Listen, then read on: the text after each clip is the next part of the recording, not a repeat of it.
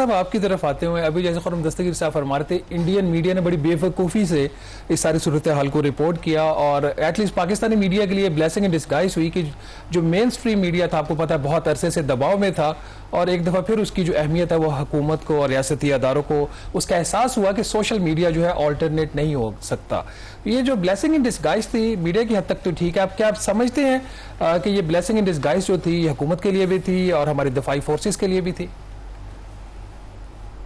شکریہ. دیکھیے جو بھارتی میڈیا کا جو کردار تھا وہ تو ابھی کی صرف بات نہیں ہے, یہ گزشتہ کئی سالوں سے جو ان کا مین سٹریم جو میڈیا ہے وہ حکومت کی جہاں پہ پاکستان کی بات آتی ہے خاص طور پر اس کے حوالے سے وہ حکومت کی لائن جو ہے وہ اختیار کرتا ہے. اور چونکہ یہ ایک انتہا پسند حکومت ہے, اس کی پاکستان کے حوالے سے جو انہوں نے کہا کہ جی ہم نے ایک مسکولر پالیسی جو ہے وہ بنانی ہے اور بنائی ہے, اور ہم پاکستان کو جو ہے وہ ہر حالت میں جو ہے وہ یہ بیسکلی ٹو سبجوگیٹ پاکستان, جو ایک توازن ہے خطے میں طاقت کا, اور پاکستان کو تنہا بھی کریں گے سفارتی طور پر, اور پاکستان کو فوجی اعتبار سے بھی جو ہے وہ دھول چٹائیں گے. تو یہ پالیسی جو ہے ان کی 2016 سے پہلے بھی تھی, لیکن 2016 میں اس کا پہلے اظہار ہوا جو یہ سو کالڈ سرجیکل اسٹرائکس. تو میڈیا جو ہے اس لائن کو فالو کرتا ہے. اس دفعہ چونکہ وہ پاکستان کو دھول چٹاتے چٹاتے وہ 6 اور 7 مئی کی درمیانی رات کو جو ہے وہ ان کے اپنے طیارے جو ہے وہ دھول چاٹ گئے. تو اس میں پھر ایک انہوں نے جو بیانیہ جو بنایا وہ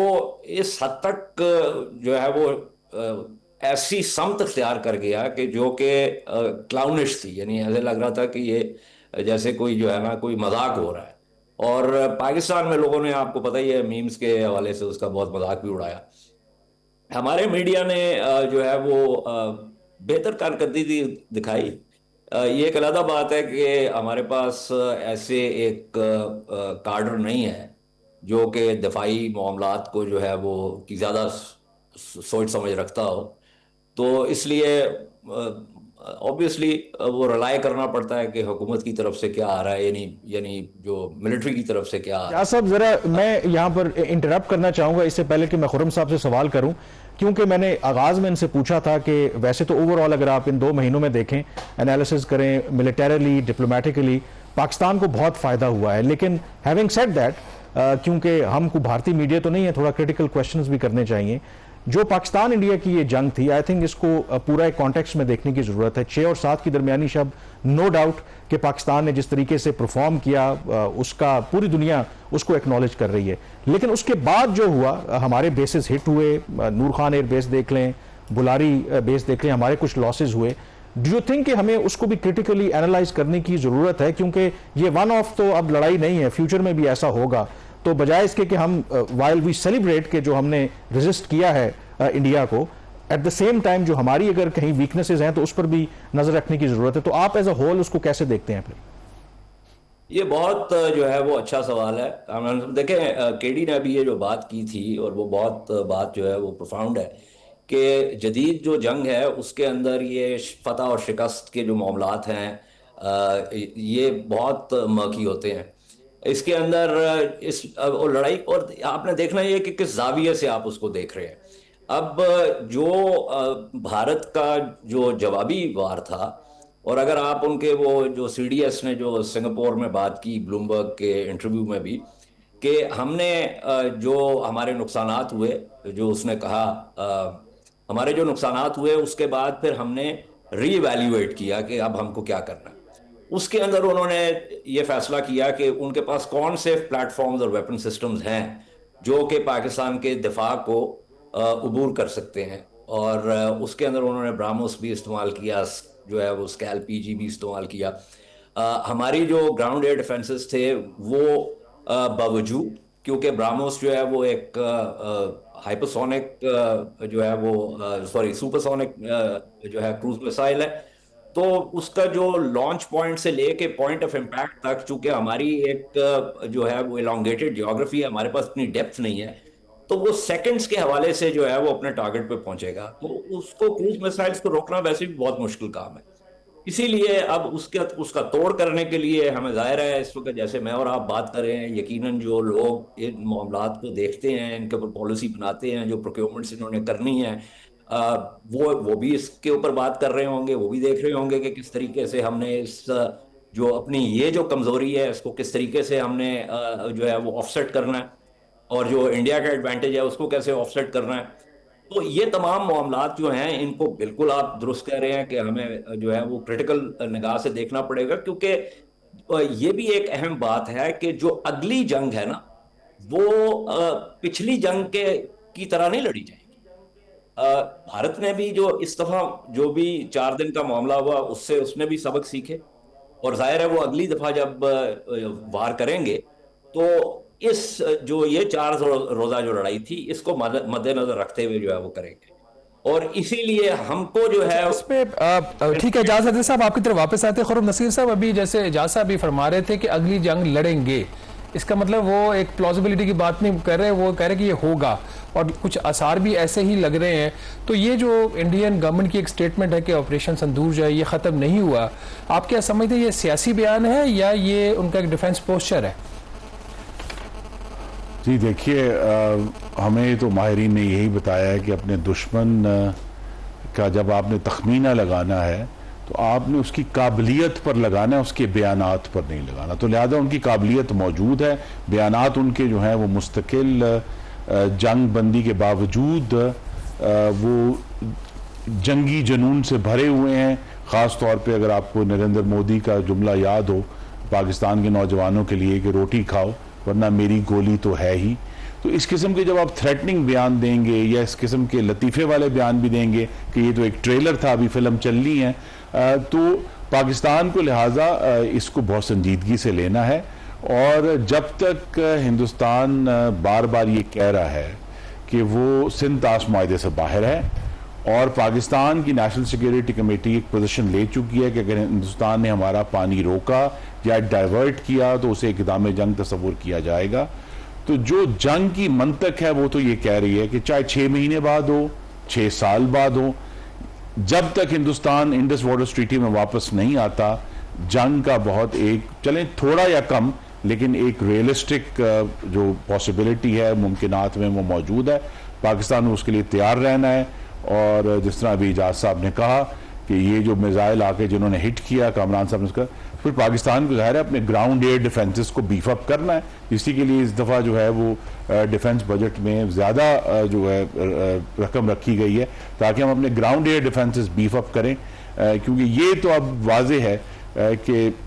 جو اگلی جنگ ہے وہ پچھلی جنگ کے اختتام کے بعد شروع ہوگی. ہندوستان کے چونکہ جہاز ناکام ہو گئے، ہندوستان کے جو یعنی اسرائیلی ڈرونز تھے وہ ناکام ہو گئے، تو لہذا جو چیز چلی ہے اس سے وہ آغاز کریں گے. تو ہمیں اس کے لیے اس کی تیاری کریں. چلیں یہاں پر ایک بریک لیں گے کیونکہ یہ زبردست بات کی. اجاز صاحب بھی یہ کہہ رہے تھے کہ بالکل بات ٹھیک ہے کہ اگلی جو جنگ ہے وہ جو حالیہ جنگ ہے اس سے مختلف ہوگی. اور ایک اور جو اگزامپل اسرائیل اور ایران کے درمیان ہم نے دیکھا جس طریقے سے اسرائیل نے جو ٹیکٹکس امپلوائے کی، اور بہت سے لوگوں کا خیال ہے کہ کیونکہ اسرائیل اور انڈیا کا آپس میں بڑا گٹھ جوڑ ہے تو انڈیا کہیں نہ کہیں وہ جو ٹیکٹکس ہیں ان فیوچر پاکستان کے خلاف استعمال کر سکتا ہے. وہ کیا ٹیکٹکس ہیں،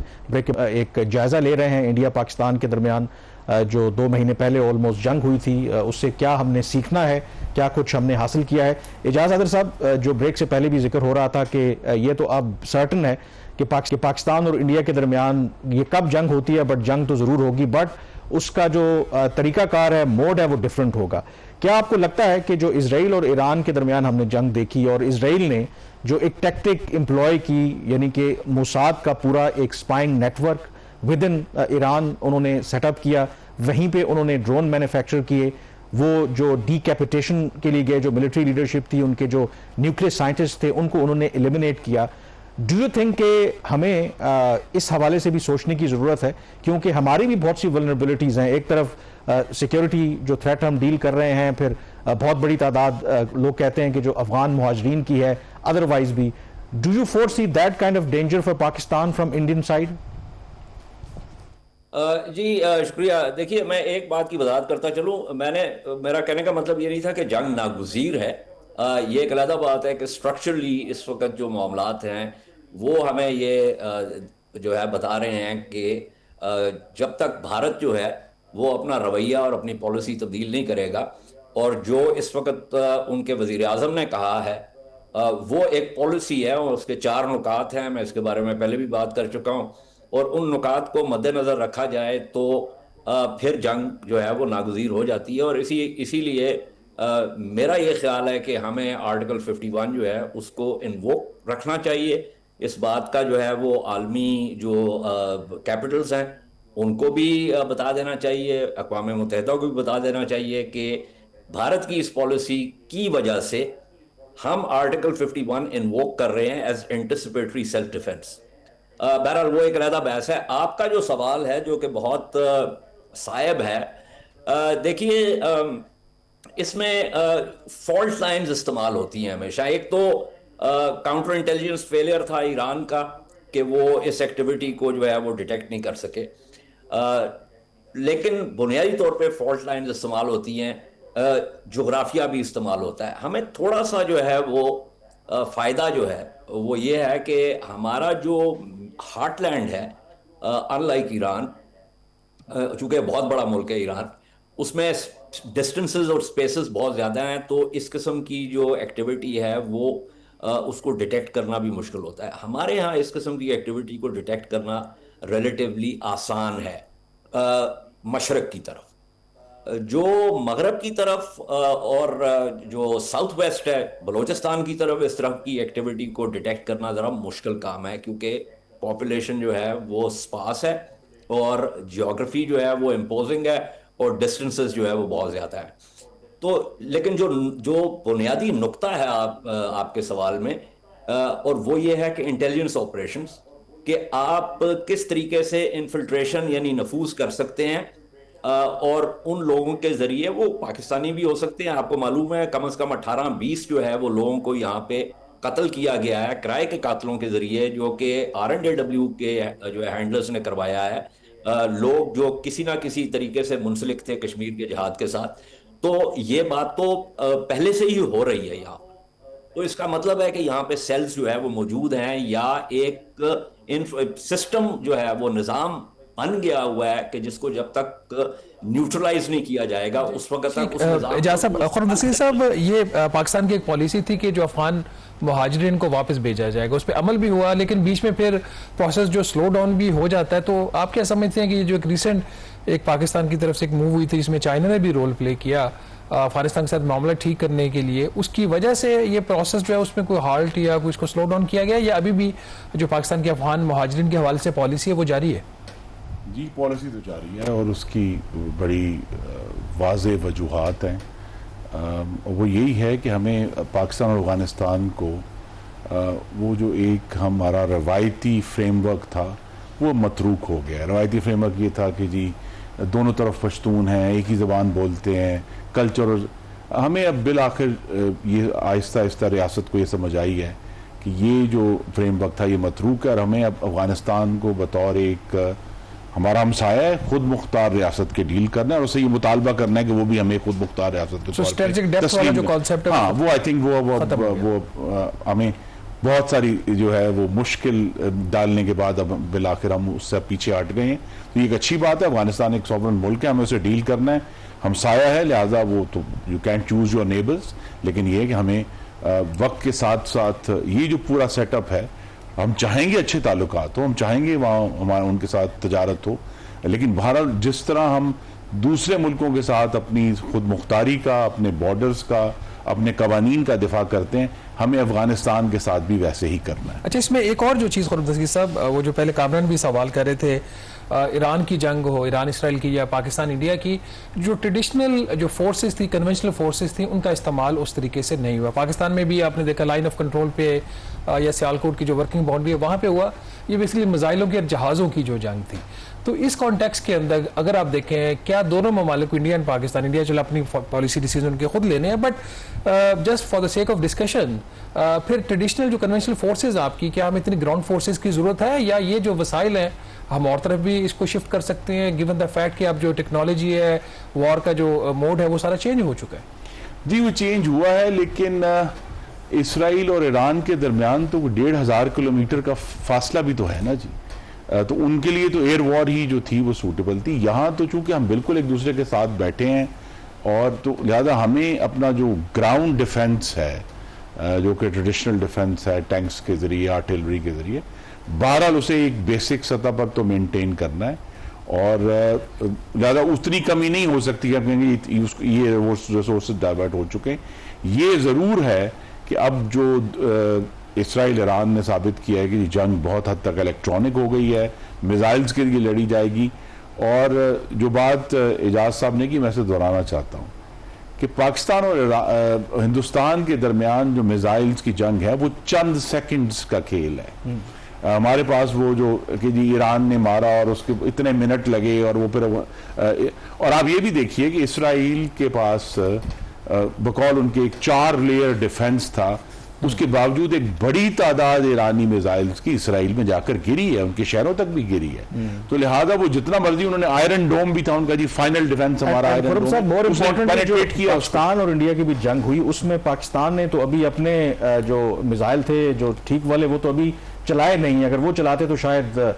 مزید جو S-400 ہے اس کے لیے بھی ایک چیلنج ہوتا ہے. میں اجاز حیدر صاحب, لیکن میں آپ کو یہ بات کہ اسی ریسٹرینٹ کی دنیا جس کو وزڈم کہہ رہی ہے, اسی کی پوری دنیا کو میں اس کے سراہا جا رہا ہے کہ پاکستان نے بہت ریسٹرینٹ. لیکن جو وزڈم کی آپ بات کر رہے ہیں, دوسری طرف اجاز حیدر صاحب, یہ جو ایران اسرائیل کی جنگ کے دوران ایک اور ڈیبیٹ بھی ہمیں دیکھنے کو ملی, ایون کچھ اسرائیلی کامنٹیٹرز اور انڈینز بھی ان کو انڈورس کرتے ہیں کہ یہ ایران کے بعد اگلی باری جو ہے وہ پاکستان کی ہے نہیں. اور ہمارے ہاں بھی یہ بہت عرصے سے کانسپریسی تھیوریز ہیں, کیونکہ ہم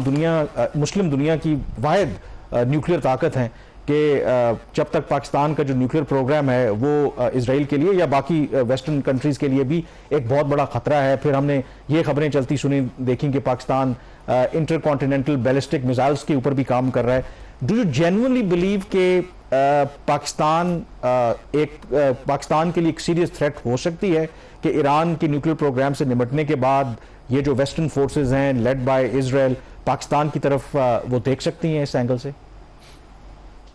دیکھیے میں اس کے اندر نہیں جاؤں گا, کیونکہ تجزیے کے لیے آپ کو حقائق کی ضرورت ہوتی ہے. اب اس کے اندر اگر آپ ایک ٹیپسٹری ویو کرنا شروع کریں تو پھر تو بہت ساری باتیں ہو سکتی ہیں کہ جی چونکہ جو ہے وہ امریکہ کبھی بھی متفق نہیں رہا پاکستان کو, تسلیم نہیں کیا پاکستان کے جوہری پروگرام کو, تو اس لیے وہ کچھ بھی کر سکتا ہے. لیکن میں اس کے اندر نہیں جاؤں گا. سوال ریفریز کرنے دیں, کیا یہ اگر میں سوچ لیں کہ یہ ممکن ہے کہ ایران تو کیونکہ ابھی نیوکلیر پاور نہیں ہے, وہ یہی کہتا ہے ہم تو باقاعدہ طور پر ایک نیوکلیر پاور ہیں, ہمارے پاس نیوکلیر وار ہیڈز ہیں, اگر کل کو ڈیسائیڈ بھی کر لیتا ہے, ڈو یو تھنک کہ یہ آپریشنلی پاسبل ہے کہ آپ کسی ملک کو جس کے پاس نیوکلیر ویپنز ہوں اس کو ڈی نیوکلیرائز کر سکیں؟ نہیں, دیکھیے جو ایک ریاست جس کے پاس جوہری ہتھیار ہوتے ہیں نا, اس کے اوپر باہر سے حملہ جو ہے وہ بہت مشکل ہوتا ہے. وہ ریاست جو ہے وہ صرف اندرونی طور پر ٹوٹ سکتی ہے, جیسے سوویت یونین کے ساتھ ہوا. اس کے لیے اسی لیے ہماری ریاست کو اس بات کا ادراک ہونا چاہیے کہ جو ہمارے اندر دراڑیں ہیں ان کو جو ہے وہ بڑھایا نہ جائے, بلکہ ان کو کسی طریقے سے پر کیا جائے. ان کو جو ہے نا ایک پولیٹیکل سوشیو پولیٹیکل یا کانسٹیٹیوشنل لیگل کانسٹیٹیوشنل کمپیکٹ کے ذریعے, لیکن وہ ایک علیحدہ بحث ہے. ایران کا جو پروگرام ہے, جوہری پروگرام جو ہے, وہ اس کے بارے میں کسی قسم کی کوئی جو ہے وہ انڈیکیشن نہیں ہے کہ وہ ویپنائزڈ پروگرام ہے یا وہ ویپنائزیشن کی طرف جائے گا. میں نے اس کے بارے میں تحریر بھی کیا ہے کہ ایران جو ہے وہ انریچمنٹ کی کیپیبلٹی, جو صلاحیت ہے, وہ لازمی حاصل کرنا چاہتا ہے, لیکن ان کا 2003 کا فتویٰ ہے, پھر 2010 میں جو ہے اس کا جو ہے وہ اس کو سپلیمنٹ کیا کہ ہم جو ہے وہ جوہری ہتھیار نہیں بنانا چاہتے. یہ ایک علیحدہ بات ہے کہ اب جس قسم کے حملے ہوئے ہیں ایران کے اوپر, اس کے بعد جو ہے وہ سوچ جو ہے وہ تبدیل ہو سکتی ہے یقیناً. ہم نے دیکھا یہ ہے کہ اس وقت جو جیو پولیٹیکل چرن جو ہے نا وہ اس قسم کا ہے کہ جس میں وہ ہم اسکول کے زمانے میں کہتے تھے نا کہ دوڑ اپنی اپنی، تو وہ دوڑ اپنی اپنی کے لیے ضروری ہے کہ آپ جو ہے اپنی صلاحیت کو بڑھائیں، جو فوجی صلاحیت ہے، اپنی معیشت جو ہے اس کو مضبوط اجازت صاحب ہمارے ساتھ ہی رہیں، ہم نے ایک بریک پہ جانا ہے اور بریک کے بعد اس ڈسکشن کو ہم کنکلوڈ کریں گے. So stay with us.